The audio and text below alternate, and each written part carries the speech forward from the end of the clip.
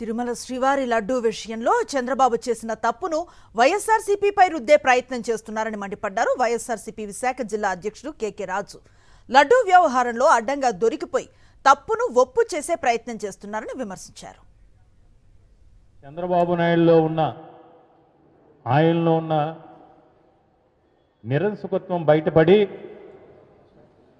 ఏదో రకంగా మనం తప్పు చేశాం, రాజకీయాల కోసం స్వార్థ ప్రయోజనాల కోసం మనం అపచారం చేశాం, స్వార్థ రాజకీయ ప్రయోజనాల కోసం ఆంధ్రప్రదేశ్ రాష్ట్రంలోనే కాదు ప్రపంచవ్యాప్తంగా ఉన్న వెంకటేశ్వర స్వామి భక్తుల యొక్క నమ్మకాన్ని, విశ్వాసాన్ని, వారిలో ఉన్న భక్తి భావాన్ని దెబ్బతీశాం.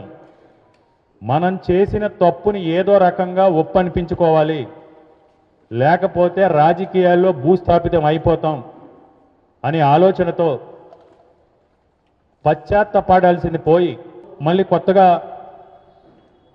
ఇది ఆర్పిక్ కలిసిందని, కెమికల్స్ కలిసినవని ప్రచారం చేస్తున్నారు.